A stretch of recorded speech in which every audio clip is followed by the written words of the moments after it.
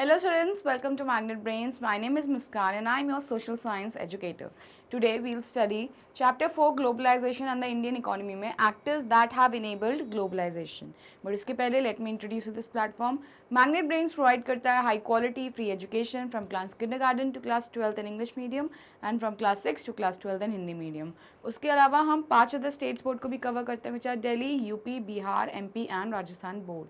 E notes and e books नीचे description box पे जो लिंक है उसे क्लिक कर कर आप एक्सेस कर सकते हैं. Now let's start studying. So पिछली वीडियोज़ में I told you people what is globalization and different things that were associated with globalization. ठीक है, now in this video we will study that actors that have enabled globalization. मतलब क्या factors हैं जो globalisation की तरफ खींचे जा रहे हैं, दैट्स वाई ग्लोबलाइजेशन हुआ है. और मैंने आपको पहले ही बताया था कि technology and communication, technology development मतलब क्या डेवलप करेगा, टेक्नोलॉजी डेवलपमेंट होएगा तो वो communication networks and transportation develop करेगा. And these two are the main determinants of enabling globalization. क्यों? बिकॉज पहले के ज़माने में एज यू नो इंटरनेट नहीं था, अच्छे फ़ोन्स नहीं थे सबके पास, किसी के पास भी नहीं थे. तो यहाँ से इस ईस्टर्न हेमिसफेयर से वेस्टर्न हेमिसफेयर कनेक्ट करना वॉज वेरी टफ. लाइक कोई जापान में बैठा है, उसे कोई गुड्स सामान भेजना है अमेरिका, तो वो पूरा ईस्ट से वेस्ट हेमिसफेयर में टफ हो जाता था रिलेट करना एंड कॉन्टैक्ट करना एंड एवरीथिंग. पहले टेलीग्राफ्स चलते थे, that were minor version of telephones. फिर टेलीफोन्स आए, फिर कीपैड फ़ोन्स आए, फिर स्मार्टफोन्स आए. अब तो आपको यू नो 5G 6G बहुत अच्छे फ़ोन्स एंड नेटवर्क्स आ गए हैं, एवरीथिंग, मोबाइल डेटा सबके पास रहता है. एंड सिमिलर वे में कि जब ट्रांसपोर्टेशन, पहले क्या स्टीम शिप्स चलती, पहले स्टीम शिप से भी पहले बहुत ही वो मोटर बोट आपने देखी होगी कि ऐसे चक्का जला रहे हैं वाली वैसी बोट चलती थी. बट फिर थोड़ा डेवलपमेंट हुआ, शिप्स तक गए. बट शिप्स भी इतनी इंजन ड्रिवन नहीं थी, दे वर merely had some kind of technology in them. But after development of technology, better transportation system came into being, like as you know airways में airplanes आए, helicopters आए, plus steamships आई waterways में. and similarly पहले जो आपका कोल से driven railways होते थे, now अब और engine driven रेलवे के इंजन्स आ गए. तो that actually enabled what, transportation. तो this is similar way we will study in this video कि what actors have let that have enabled globalization. तो इस पे अलग से क्वेश्चन बन सकता है, तो जस्ट मार्क्ड हेडिंग के बगल में ही क्यू इंडिकेटिंग कि this can be a question itself only, कि इसके आगे लगा देंगे what actors that have left to enabled globalization. तो फर्स्ट इंट्रोडक्शन लिखना है आपको, फिर उसके बाद एक्टर्स जो इसमें मेंशन है we will study that and that you have to quote. Okay, so first is technology. Let's study. Rapid improvement in technology has been one major factor that has stimulated the globalization process. जैसे मैंने आपको बताया कि यहाँ से सामान यहाँ तक पहुँचाने के लिए फॉर अ ग्लोबल वर्ल्ड एक तो कॉन्टैक्ट लगेगा कि इस पर्सन से कॉन्टैक्ट मेंटेन करना चाहिए, कितना सामान पहुँचाना है, कितने टाइम में पहुँचाना है, क्या क्या सामान पहुँचाना है. ठीक है, एंड दूसरा ले जाने के लिए एक सहायक चाहिए तो ट्रांसपोर्ट लगेगा. ठीक है, तो ये दोनों चीज़ें वह मोस्ट इम्पॉर्टेंट. एंड इसको डेवलप करने के लिए we had to develop what, technology. Okay, so we'll study rapid improvement in technology has been one major factor that has stimulated, मतलब increased the globalization process. For instance, the past 50 years have seen several improvements in transportation technology. जैसे मैंने बताया, आपके आंखों के सामने आपको दिख गया है. मैंने टेक्नोलॉजी का 2 एग्जाम्पल दिए थे, that is communication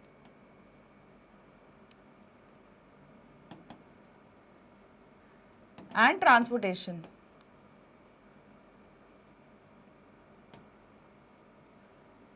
तो ट्रांसपोर्टेशन का एग्जाम्पल आपको खुद CBSE NCERT दे रहा है, तो जस्ट भूलिएगा मत, keep this in mind. Let's see what example it states. For instance, the past 50 years have seen several improvements in transportation technology. This has made much faster delivery of goods across long distance possible at lower cost. Obviously पहले cost भी ज़्यादा लगता था, plus labor wages भी high थे, because लोग sea में travel करना नहीं चाहते थे. And आज भी अगर आप believe नहीं करेंगे तो 90% of the global trade takes place via waterways. Waterways मतलब शिप्स के वाया, वो कार्गोज आपने देखे होंगे ना, शिप कंटेनर्स, जैसे वो डंकी मूवी में इलीगल माइग्रेशन करते हैं वो, तो उस एक कंटेनर में सब लोग को बैठाते हैं, 10 दिन की जर्नी ले जाते हैं, वैसे ही वो कंटेनर्स रहते हैं वहाँ पे, लोगों नहीं, उसमें गुड्स ट्रांसफ़र होता है from one continent to another continent. तो ऐसे ही डेवलपमेंट हुआ ट्रांसपोर्टेशन में, which enabled faster delivery of goods. पहले बहुत टाइम लगता था गुड्स की डिलीवरी में. आज तो अगर आपको ही पता है कि कहीं नेचुरल डिज़ास्टर आ जाता है, जैसे ये इंडिया है, ठीक है, एंड आपको पता होगा उत्तराखंड डिज़ास्टर बहुत ही फेमस है. तो उत्तराखंड डिज़ास्टर कहाँ, यहाँ पे हुआ था नॉर्थ में, and food was transported from south, Gujarat, north east, everyone, and within few hours this was done. ठीक है, why? Because airplanes and helicopters were available. ठीक है, तो कहीं पे भी नेचुरल डिजास्टर आता है, कहीं से भी इमरजेंसी है, लोगों को ट्रांसफ़र करना है या फिर फूड इमरजेंसी में ट्रांसफ़र करना है, तो एयरप्लेन्स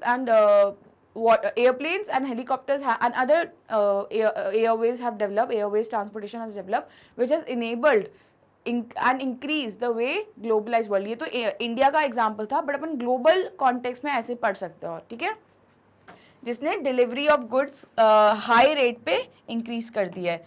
ठीक है, now containers for transport of goods, जैसे मैंने आपको बताया डंकी मूवी में वो जो कंटेनर अगर आपने देखा हो, ठीक है, तो this is the container I am talking about. ऐसे कंटेनर्स होते हैं और इसमें गुड्स ट्रांसफर करते हैं. देखो मैंने जो बताया आ गया. Okay, magic. So these are the containers in जिसमें गुड्स ट्रांसफ़र होंगे एक प्लेस से या दूसरे प्लेस. एंड आपको लग रहा होगा ये एक कोस्ट है, हाँ ये कोस्ट है, ये शिप्स है, इसमें ही कंटेनर्स रखे जाते हैं, देन एक कॉन्टिनेंट से दूसरे कॉन्टिनेंट या कंट्री टू कंट्री ट्रांसफ़र करते हैं. Let's see. Goods are placed in containers that can be loaded intact onto ships, railways, planes and trucks. Containers have led to huge reduction in port handling costs and increase the speed with which exports can reach markets. क्या बोल रही है कि containers का usefulness बताते हुए ये box आपको बताना चाह रहा है कि कंटेनर्स जो है it had led to huge reduction of in port handling cost. जो पोर्ट हैंडलिंग कॉस्ट होता है ना, कि चार्जेस लगते हैं, टैक्सेस जो होते हैं ना, टैक्सेस का ही एक सब पार्ट मान लीजिए कि पोर्ट हैंडलिंग कॉस्ट होता है, कि पोर्ट पे जो सामान हैंडल करता है उसका अलग से चार्जेस लगता है. तो कंटेनर्स जब से इंट्रोड्यूस हुए हैं पोर्ट यहाँ से वहाँ सामान पहुँचाने में, तो it had led to a huge reduction in port handling cost. ठीक है, and increased the speed with which exports can be reached to markets. तो दो एडवांटेजेस है, मार्क कर लेना अपनी बुक में, ऑफ यूसेज ऑफ कंटेनर्स. क्या है? Increase speed of goods transferred, ठीक है, and reduction in port handling charges. Okay, या फिर कॉस्ट बोल सकते हैं. तो अगर कहीं एमसीक्यू में आ गया what were the important factors या फिर इम्पॉर्टेंट एडवांटेजेस ऑफ कंटेनर्स या वेरी शॉर्ट आंसर टाइप में, तो these are the two advantages provided by your containers. And containers क्या है, आपके बगल में ही बुक में दिया गया है डायग्राम. दीज आर कंटेनर्स, ठीक है, एंड इनके advantages are these. Okay, now let's read आगे क्या लिखा है. Similarly, the cost of air transport has fallen. हाँ, पहले एयर ट्रांसपोर्ट बहुत महंगा था, अब थोड़ा सस्ता हो गया है, जो मिडिल क्लास के लोग भी अफोर्ड कर सकते हैं. Okay, this has enabled much greater volumes of goods being transported by airlines. And जब से ऑब्वियसली जब एयर कहीं का भी चार्जेस कम होते हैं तो वो ब्रैकेट जो होता है of the usage of people, जो यूज़ कर रहे हैं वो सर्विसेज, वो बढ़ जाता है, क्योंकि obviously not just Indians, all over the world people prefer cheaper goods and cheaper transportation system, because it's Indian human nature that we are materialistic beings and we want cheaper things easily and possibly faster way में. Okay, now even more remarkable have been the development in information and communication technology. मैंने starting of the video में ही आपको बता दिया था कि technology के दो मेन एस्पेक्ट्स we'll study, या फिर सबसे ज़्यादा इम्पॉर्टेंट है किसके लिए, ग्लोबल वर्ल्ड को बनाने के लिए. That will be communication network and transportation. Transportation पढ़ लिया अपन ने, ठीक है, प्लस उसका एग्जाम्पल भी देख दिया, किसका, कंटेनर्स का, वाटरवेज में एंड एयरप्लेन्स का भी देख लिया. Now will study what, communication and information technology. Okay, now let's see.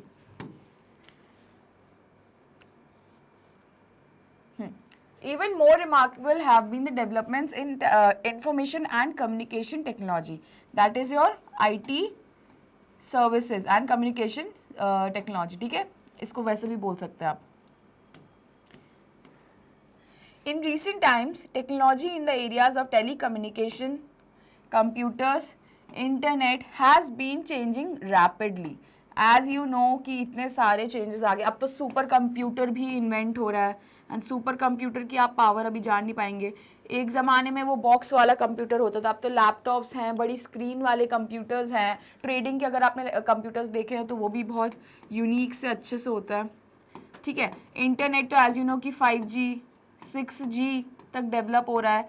Then Jin areas में इंटरनेट अवेलेबल नहीं होता तो satellite phones and all services भी प्रोवाइड होती है. ठीक है, टेलीकम्युनिकेशन सर्विसेज, ये सब डेवलप हो रहा है and has been changing rapidly. ठीक है,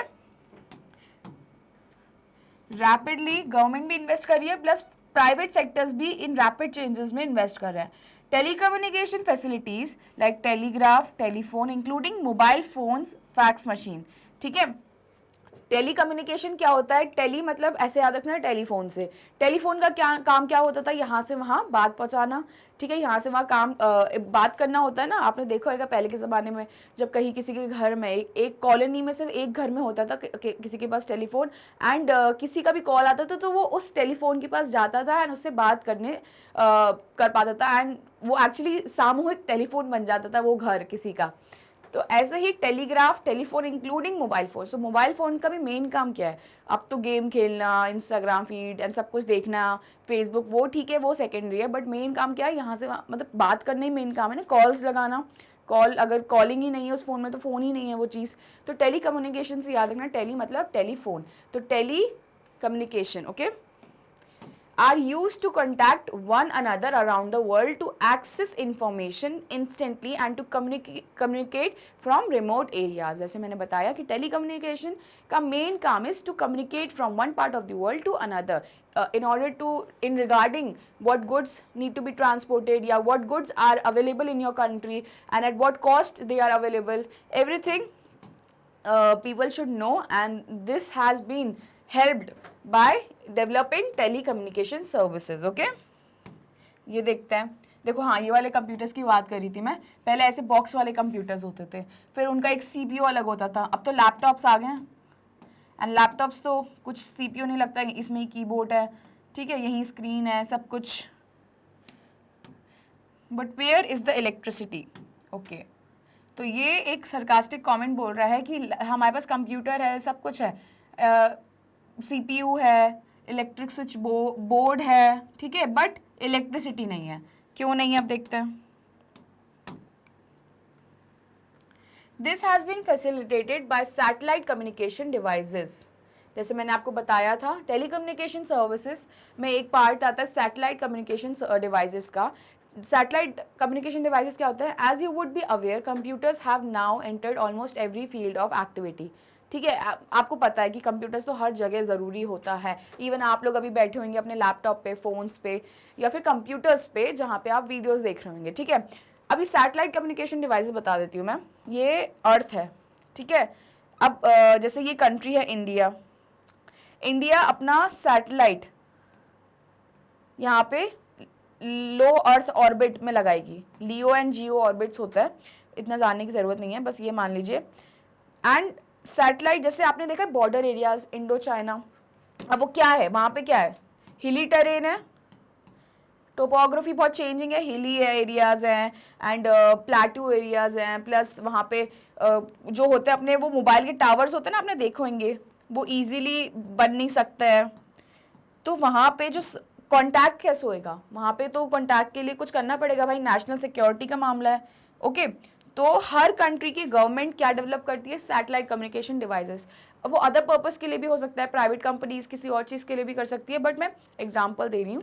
तो ये हिली टेरेन में फ़ोन कॉल्स का एक्सेस करने के लिए वो आपको एक बर्नर फ़ोन देता है, जिसे सैटेलाइट टू सैटेलाइट ही कॉन्टैक्ट किया जाता है। मतलब इस फ़ोन के नेटवर्क्स जाएंगे इस सैटेलाइट में, एंड देन जो दूसरे इंसान के पास सैटेलाइट फ़ोन होगा उसको वो रिसीव होंगे नेटवर्क। एंड सैटेलाइट फ़ोन्स इसीलिए भी सिक्योरिटी पर्पसेस में यूज़ होते हैं, बिकॉज उनको इंटरसेप्ट करना is very tough as compare to mobile phones के नेटवर्क। मोबाइल फ़ोन से आप यहाँ से वहाँ जो बात कर रहे हैं वो कोई भी सुन सकता है। आपने डिफरेंट मूवीज़ देखी होंगी जहाँ पे रोबोट भी मूवी होगी, इंडियन जो बॉलीवुड मूवीज़ हैं, कि उनको एक्सेस करना या फिर किसी की भी कॉल लॉग्स या फिर कॉल रिकॉर्डिंग सुनना, it's very easy. But satellite phones यहाँ पे सैटेलाइट से कनेक्टेड है, ठीक है, उनके कॉल्स को इंटरसेप्ट करना इट्स वेरी टफ। तो that's why satellite communication devices have also developed for these services also. You might have also ventured into the amazing world of internet. सबको पता हो जाता है, अब तो बचपन से ही सबके पास फ़ोन्स होने लग गए हैं, सब 4G 5G नेटवर्क चला रहे हैं एंड गेम्स खेलते हैं। ओके, तो इंटरनेट तो पता ही होगा सबको। Where you can obtain and share information on almost anything you want to know. अब देखो, इंटरनेट अलग चीज़ है एंड सर्च इंजन अलग चीज़ होती है, ठीक है। अब सर्च इंजन क्या होता है, जैसे गूगल हो गया, माइक्रोसॉफ्ट हो गया, ठीक है। तो गूगल का एग्जाम्पल देख के बताती हूँ। Google is a search engine. अगर आप इंटरनेट बोलते हैं ना, ऑर्डर ऑन करो, गूगल पे सर्च करो, ऐसी चीज़, तो Google is a search engine जो ड्रिवन बाय है इंटरनेट से। आप वहाँ पे what you surf internet to search about anything you want to see या want to know about that thing. Okay, internet also allows us to send instant electronic mail, email and talk voice mail across the world in at negligible cost. Obviously अब तो बहुत easy हो गया, अगर आपका कोई relative है foreign में रह रहा है, बीट कैनेडा, ऑस्ट्रेलिया, अमेरिका, तो आपको सिर्फ एक व्हाट्सअप कॉल करना है, ठीक है, तो वो वॉइस कॉल के अंदर आ गया। स्काइप कॉल कर सकते हो आप, ठीक है, एंड दूसरे कॉल्स जो होते हैं ना सर्विसेज, तो वो भी आप एक्सेस कर सकते हो वाया वॉइस मेल, ठीक है। अब ईमेल आपको पता होगा, जीमेल, याहू एंड डिफरेंट जो जहाँ पे आप हॉटमेल होता है एक्सेस कर सकते हो। इंफॉर्मेशन पहुंचाना फॉर्मल वेज में ईमेल यूज होता है एक जगह से दूसरी जगह। Okay, now information and communication technology और आईटी इन शॉर्ट, जैसे मैंने बताया आईटी बोलते हैं उसको, has played a major role in spreading out production of services across countries. Let us see below. Okay, now let us see below. ये क्या चीज़ है, आप देखते हैं। It looks like a very nice a magazine, but why isn't my textbook printed like this? I can hardly read the words in my book. No, my child, this printing press is not for ordinary Indians. अब इसका अपन जो reference है आगे पढ़ेंगे, but ये जो cartoon है वो वही बताना चाह रहा है। जो ये मैगजीन्स हैं, they are so much developed कि वो आपने चिकने पेजेस होती है ना, फ्लोरेसेंट जिसे बोलते हैं, उसमें वो दे गेट प्रिंटेड, जिसमें लाइक अगर आप हाथ भी रखेंगे तो वो थंब प्रिंट आपका प्रिंट हो जाता है। तो वैसी मैगजीन्स होती हैं, they are printed for other purposes. But textbook का आपने, अगर आपकी जो टेक्स्ट बुक, आपने बुक का वो पेजेस देखना, एनसीईआरटी टेक्स्ट बुक का, वो कितने रफ होते हैं एंड ऐसा लगता है कि बस ज़रा से में फट जाते हैं। आपने देखा होगा आपकी बुक हाल में फट जाती है, 1-2 महीना नहीं होता है। तो अपनी टेक्स्ट बुक उस पेजेस की नहीं बनती है। तो that's the argument a father and a daughter having, कि हमारी टेक्स्ट बुक ऐसे पेजेस से क्यों नहीं बनती है। Okay, now using IT in globalization, let's see. A news magazine published for London readers is to be designed and printed in Delhi. The text of the magazine is sent through internet to the Delhi office. ठीक है, क्या बोल रहे हैं कि एक news magazine है that published for London readers, ठीक है, लंडन रीडर्स मतलब लंदन के लोग जो हैं उसको पढ़ेंगे। is to be designed and printed in Delhi. But वो print कहाँ होगी? Delhi में. The text of the magazine is sent through internet to the Delhi office. Obviously London reader पढ़ेंगे तो उसका text वहाँ लंदन से कोई और ही send करेगा, but वो Delhi send करेगा तो वो internet के via send हो रहा है to the Delhi office. The designers in the Delhi office get orders on how to design the magazine from the office in London using telecommunication facilities. तो ये पूरा pure example है how telecommunication services are used. ठीक है? Now, the designing is done on a computer after printing the magazines are sent by air to London. अब ये पूरा जो सिस्टम हुआ है टेलीकम्युनिकेशन के वाया हुआ है कि न्यूज़ प्रिंट जो होनी है वो दिल्ली में होनी है एंड वो वाया दिल्ली में कैसे ट्रांसफ़र होएगी? इंटरनेट, वी स्टडीड इंटरनेट के वायर ट्रांसफ़र होएगी and the designers in the Delhi office get orders on how to design the magazine and जो दिल्ली में बैठे डिज़ाइनर्स हैं उन्हें ऑर्डर कहाँ से मिलेगा? लंदन से, तो ये भी इंटरनेट के वायर होगा, ठीक है, बाय ऑफिस इन जो लोग लंदन में बैठे हैं. तो this is what example of telecommunication showing usage of internet. But अब ये डिज़ाइन प्रिंट हो गई दिल्ली में.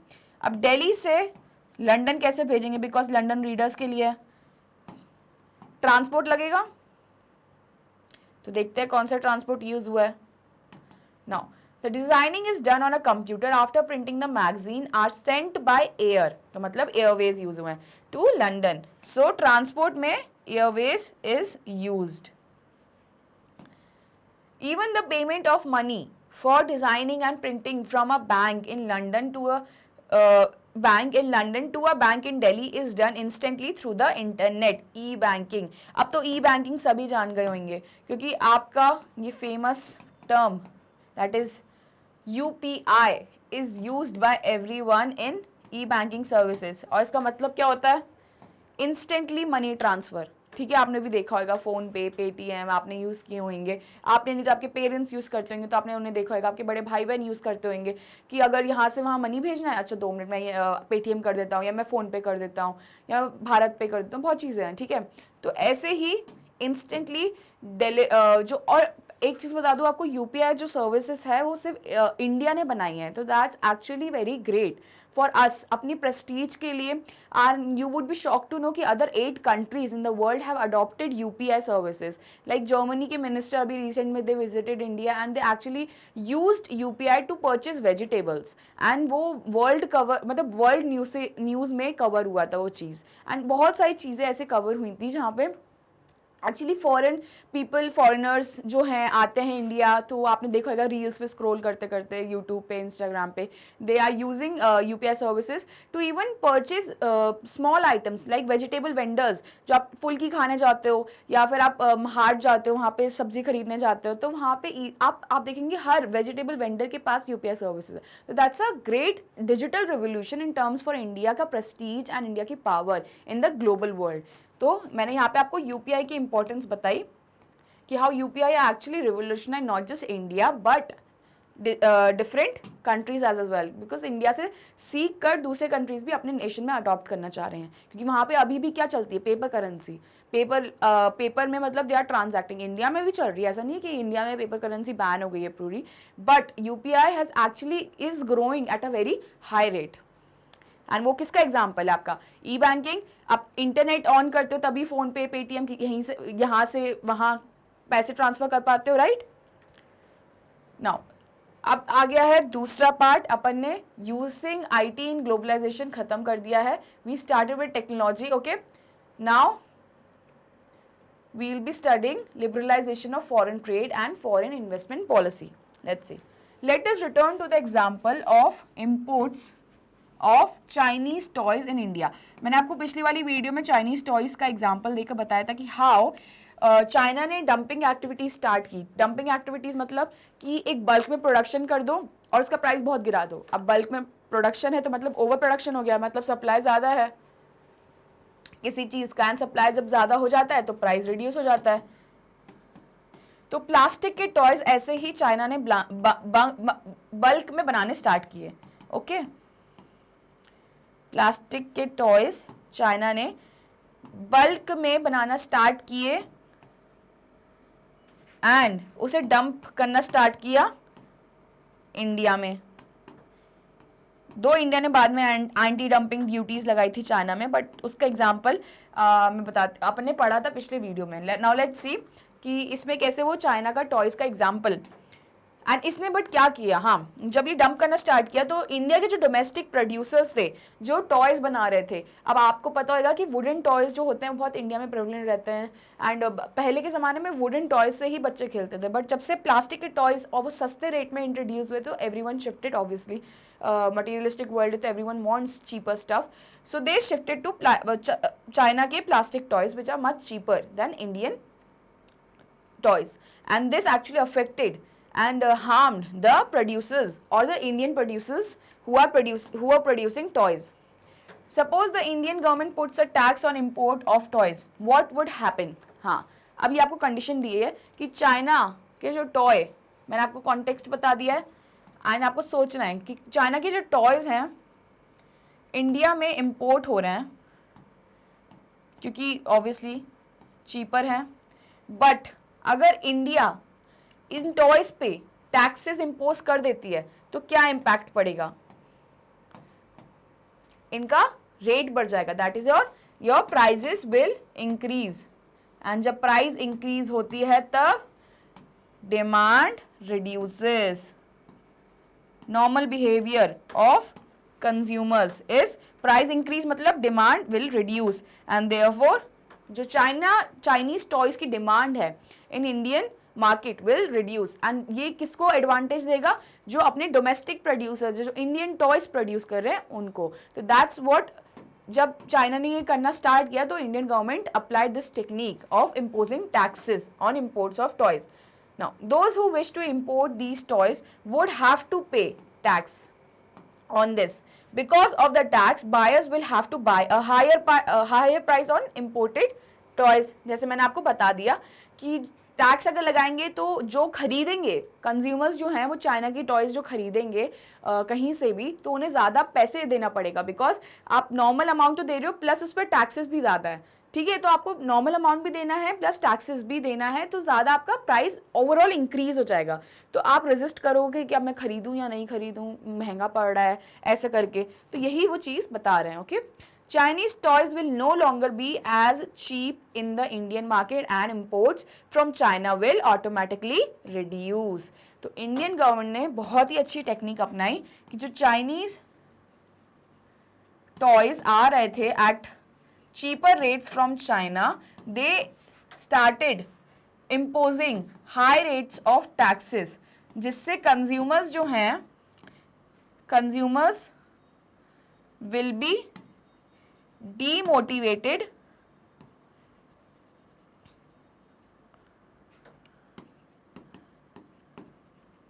to buy them. Okay,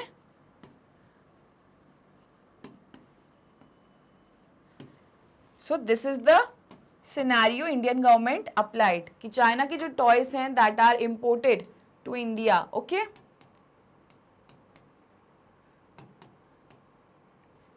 उस पे Indian government imposed high rates of taxes so that the consumers will be demotivated to buy them. okay, take a screenshot, just बता रहा है आपको। Indian toy makers will prosper, and ऐसे क्या होएगा, जो डोमेस्टिक इंडियन प्रोड्यूसर्स हैं जो टॉयज बना रहे हैं वो प्रॉस्पर करेंगे, या they will be in a better condition. Okay, now tax on imports is an example of trade barriers. जैसे मैं बहुत बार बता चुकी हूँ आपको, the making of the global world history के चैप्टर में भी अपन ने पढ़ा था कि टैक्स बैरियर्स क्या होता है। टैक्स बैरियर के डिफरेंट फॉर्म्स होते हैं, and one of the form is your trade barrier. क्या, just a second,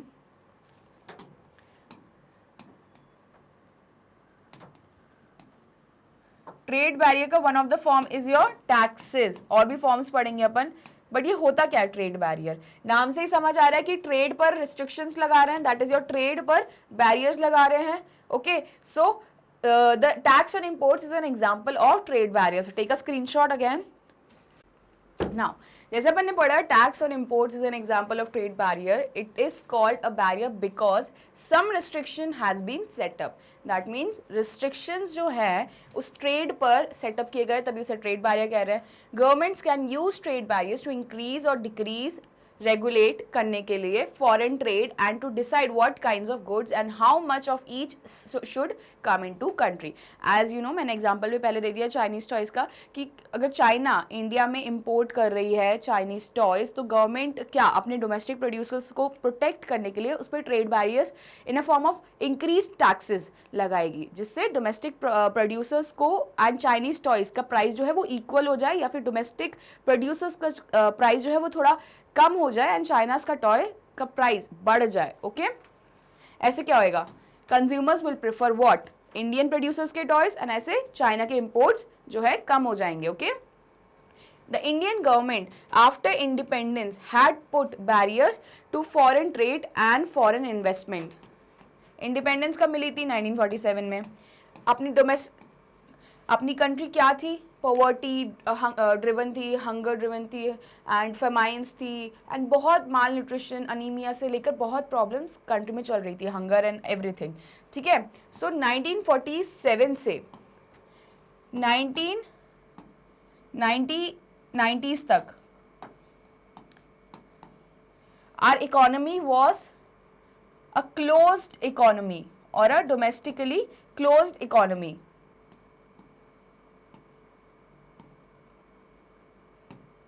अब क्लोज्ड इकोनॉमी क्या होता है?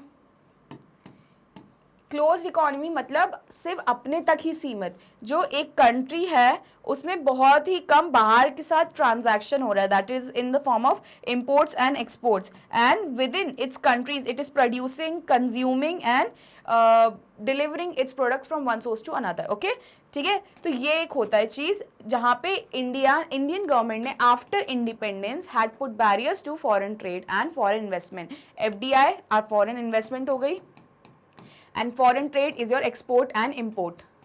तो इस पे बैन था आफ्टर इंडिपेंडेंस अंटिल 1990s. अपन पढ़ेंगे वो एलपीजी पॉलिसीज जो आई थी. This was considered necessary to protect the producers with in the country from foreign competition. अब ये क्यों किया था? जैसे मैंने बताया क्लोज्ड इकोनॉमी थी, जैसे क्योंकि मैंने बताया कि हंगर था, पॉवर्टी था, माल न्यूट्रिशन था. अब ऐसे में ऑलरेडी जब इंडिया की पॉपुलेशन इतनी गरीब है, उनके पास पैसे नहीं है, कैपिटल नहीं है कुछ भी बिजनेस करने के, कुछ जॉब करने के लिए, जॉब अनएम्प्लॉयमेंट रेट बहुत हाई है एंड बहुत प्रॉब्लम्स चल रही है जब इंडियन इकोनॉमी में. तो अगर फॉरेन की जो एफडीआईज आएंगे, मतलब फॉरेन डायरेक्ट इन्वेस्टमेंट, एंड पहली बात तो एफडीआई आएंगे ही नहीं, क्योंकि ऐसी कंट्री में कोई इन्वेस्ट करना पसंद नहीं करेगा जहाँ पे इतनी कॉन्फ्लिक्ट्स चल रही हैं, जो लोग हैं उनको स्किल्ड ही नहीं है, उनके एजुकेशन लेवल्स इतने कम है, तो वो क्या ही काम करेंगे अगर वो कोई एमएनसी भी खड़ी कर देंगे. तो इंडिया का इतना कुछ डेवलप नहीं था, तो एफडीआईज तो आ ही नहीं रहे थे. प्लस फॉरेन ट्रेड जो थी, एज यू नो कि सब कुछ ही एक हार्ड बोल्ट ले लिया था सबने एंड क्लीन बोल्ट हो गए थे. मतलब बिजनेसेस ले लो आप, banking services, everything after independence, and this actually had to be improved and protected. That's why domestically closed economy अपने इंडियन गवर्नमेंट ने आफ्टर इंडिपेंडेंस अपनाई थी, जिससे डोमेस्टिक प्रोड्यूसर्स को प्रोटेक्ट कर पाए कि जो बिजनेसेस हैं उन्हें थोड़ा कैपिटल दो, जिन्हें बिजनेस स्टार्ट करना है. इसी में आप देखेंगे टाटास का राइज. अभी एज यू नो कि our beloved Ratan Tata passed away. So after independence this period actually saw the growth of Tata group. Okay, because इस पीरियड में जब डोमेस्टिकली आप अपनी पॉपुलेशन को हेल्प करने में ग्रो कर रहे हो, तो आप उन्हें कैपिटल प्रोवाइड कर रहे हो, उन्हें इंसेंटिव्स दे रहे हो कि आपको कहाँ प्लांट सेटअप करना है, हम बताएंगे, हम आपको इजाज़त देंगे, आपको पेपर वर्क नहीं लगेगा. तो टाटास का grow, not just Tatas but other businesses as well as, उनको प्रोटेक्ट करने के लिए एक ये पॉलिसी अपनाई गई थी, प्लस उनको ग्रोथ और देने के लिए एक प्रोटेक्टिव पॉलिसी थी. Okay, industries were just coming up in the 1950s and 1960s. जैसे मैंने बोला एग्जाम्पल टाटा ग्रुप का, and competition from imports at that stage would not have allowed these industries to come up. ठीक है, अब competition अगर बाहर के बड़ी बड़ी कंपनीज आती और एफडीआई मतलब कि वो अपनी कंपनीज इंस्टॉल करती,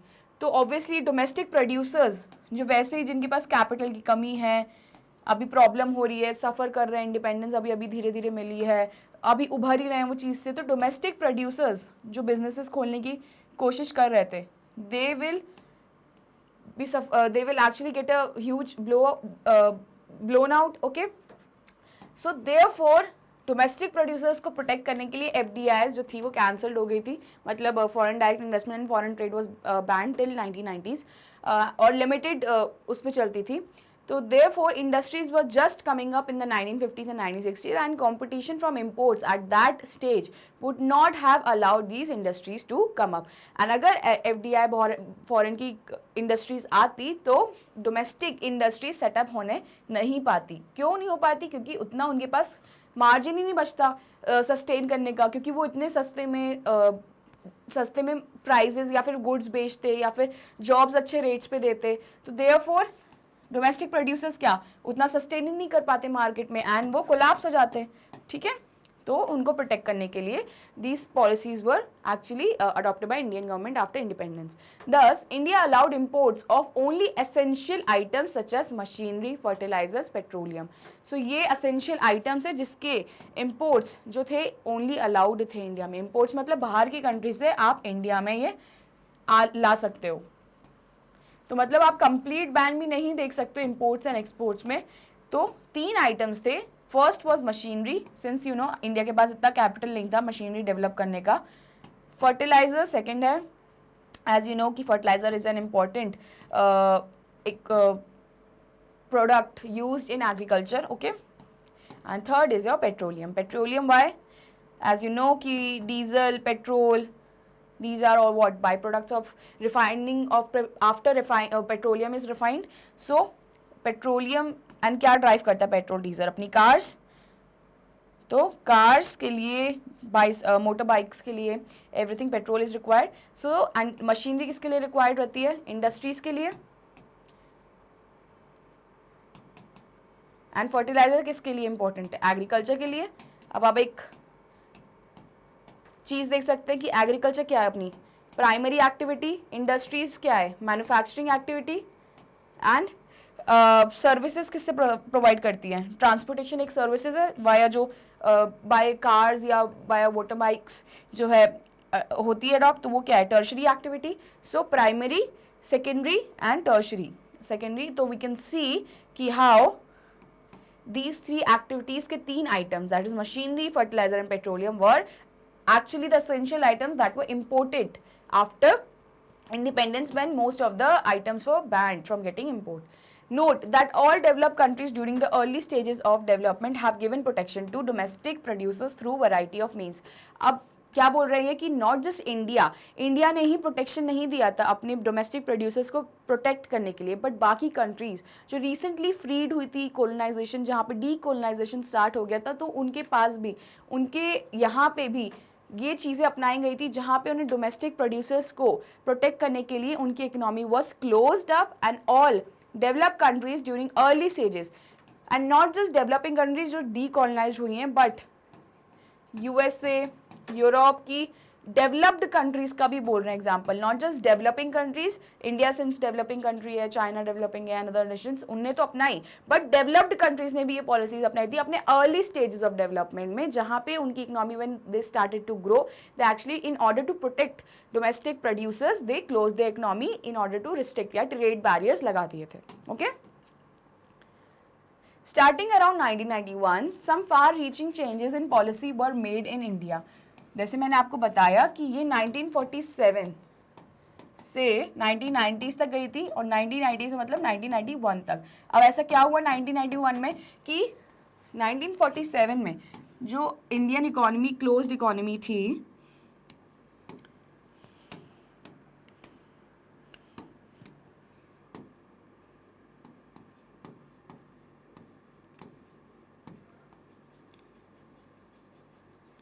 अब ओपन इकोनॉमी बन गई. लिखते हैं क्या हुआ. Okay, Starting around 1991, some far-reaching changes in policy were made in India. The government decided that the time had come for Indian producers to compete with producers around the globe. As you know कि 1947 के बाद closed economy की policy जो थी Indian government ने अपने domestic producers को protect करने के लिए adopt की थी. And after some period जो government thought कि अब 40 साल हो गए हैं, अब जो है अपन को ग्लोबली उतरना चाहिए, मतलब कि ग्लोबल में कंपटीशन करना चाहिए, इंटरनेशनल कंपटीशन होना चाहिए.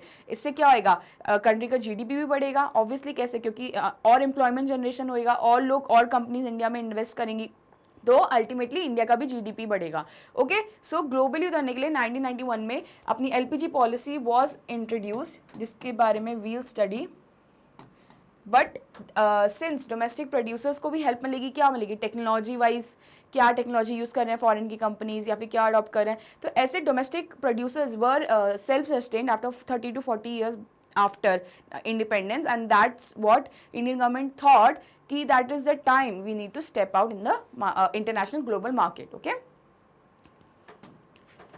It felt that competition would improve the performance of producers. एक पॉजिटिव ये था क्लोज्ड इकोनॉमी से ओपन इकोनॉमी जाने का कि performance of producers, domestic producers भी इंक्रीज होएगा. सिर्फ अब कंपटीशन में आ गए हैं वो फॉरेन प्रोड्यूसर्स के साथ.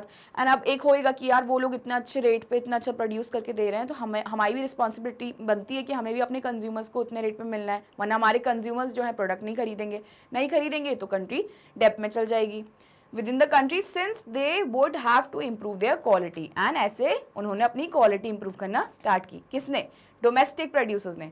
This decision was supported by powerful international organisation.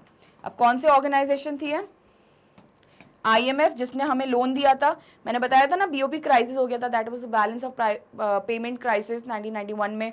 And Indian government ऐसी सिचुएशन में आ जाती है कि उनके पास सिर्फ 1-2 महीने का ही रिजर्व बचा था. तो रिजर्व मतलब कि आपको पता है ना बैक करना पड़ता है कुछ, अभी आप नहीं पढ़ेंगे, फ्यूचर में पढ़ेंगे. तो आप ये समझिए कि बैलेंस ऑफ पेमेंट क्राइसिस हो गया था इंडियन गवर्नमेंट में. एंड इंडियन गवर्नमेंट के पास सिर्फ 2 महीने के पैसे थे इम्पोर्ट एंड एक्सपोर्ट को सस्टेन करने के लिए. 1990s की बात कर रही हूँ मैं, ठीक है. तो इस सिचुएशन में अब इंडियन गवर्नमेंट जो है वो IMF के पास जाती है, that is international monetary fund, the making of the global world में अपन ने पढ़ा था. एंड वो लोग बोलते हैं कि हम आपको एक ही कंडीशन पे लोन देंगे कि आपको अपनी इकोनॉमी क्लोज्ड से ओपन करनी पड़ेगी सब कंट्रीज के लिए. अब ओपन इकोनॉमी में क्या होएगा कि अब बाहर की MNCs आ सकेंगी, बाहर के FDIs आ पाएंगे. तो ऐसे क्या होएगा, कंट्री की भी ग्रोथ होएगी and country can generate more money. ऐसे क्या होएगा, वो लोन रीपेमेंट भी इजिली कर पाएंगे. तो हम आपको इसीलिए लोन दे पाएंगे जब आप अपनी इकोनॉमी जो है ओपन कर देंगे. तो IMF ये कंडीशन रखता है. फिर Indian government at that time actually opens up economy, and तब LPG that is liberalisation, privatisation, globalisation policy जो है वो अडॉप्ट होती है. आगे अपन पढ़ेंगे. But this was actually done, was appreciated. जो ये ओपन इकोनॉमी था that was supported by other financial institutions plus international organisations like IMF हो गया, वर्ल्ड बैंक हो गया, यूनाइटेड नेशंस हो गया, ठीक है, and other different institutions as well. Thus, barriers on foreign trade and foreign investments were removed to a large extent. अब जो थे ट्रेड बैरियर्स जो लगाए गए थे इम्पोर्ट्स पे, अब वो हटा दिए जाते हैं या फिर कम कर दिए जाता है. This meant that goods could be imported and exported easily, and also foreign companies could set up factories and offices here. And इससे क्या हुआ कि गुड्स एंड सर्विसेज जो है वो ईजिली इम्पोर्ट हो सकते हैं, ईजिली एक्सपोर्ट हो सकते हैं. तो इम्पोर्ट का मतलब बाहर से आना, एक्सपोर्ट का मतलब अपनी कंट्री से बाहर ईजिली जाना कम टैक्सेस के, ठीक है. एंड दूसरा क्या हुआ कि अब FDIs भी इंक्रीज हो गए, ठीक है. FDIs क्या थे, foreign direct investment. Foreign direct investment मतलब बाहर की कंपनी जो है इंडिया में इन्वेस्ट करके फैक्ट्री सेटअप करेगी, और फैक्ट्री सेटअप करेगी तो जॉब्स मिलेंगी इंडियन पॉपुलेशन को, ठीक है. And this will actually increase India's foreign reserves. Okay, so foreign companies जो हैं वो इजीली सेटअप कर सकती हैं इंडिया में अपना होल्ड टू एस्टैब्लिश मार्केट, क्योंकि फॉरेन कंपनीज क्या मार्केट डेवलप करेंगी, इंडिया को अपना मार्केट बनाना चाहेंगी. So this was the main M.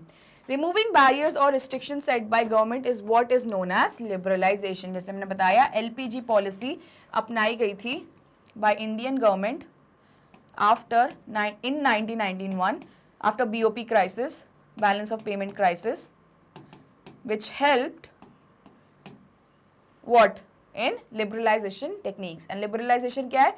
Removing barriers.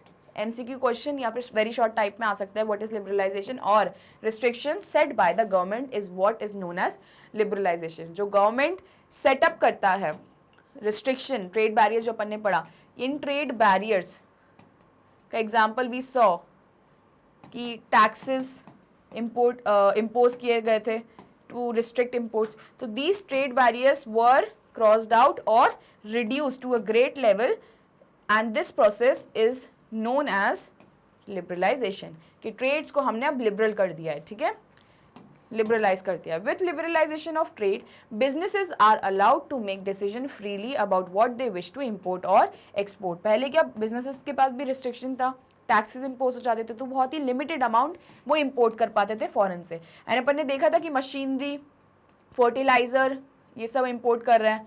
सो अब क्या होएगा, अब फ्रीली इम्पोर्ट कर पाएंगे businesses, Indian businesses, to set up their businesses and at a very cheap or low rate as compared to पहले. The government imposes much less restriction than before and is therefore said to be more liberal. जैसे मैंने बोला trade liberal हो गई है, तो government has become liberal because government is now allowing more imports from other countries to set up and more investments from other countries to set up in India territory, and this has led to more liberal policies. Okay. Now here we are to conclude our lecture. Magnet Brains provide करता है high quality free education from class kindergarten to class 12th in English medium and from class 6 to class 12th in Hindi medium. उसके अलावा हम 5 other states board को भी cover करते हैं which are Delhi, UP, Bihar, MP and Rajasthan board. Vedic Maths, Crash Course and Spoken English के courses भी available है. This is our website and this is our app. Do like, share and subscribe our channel. These are other social media platforms जहाँ पर हमें follow कर सकते हैं. E-notes and e-books नीचे description box पे जो link है उसे क्लिक कर आप एक्सेस कर सकते हैं. And stay tuned for more such videos of economics. Thank you for studying.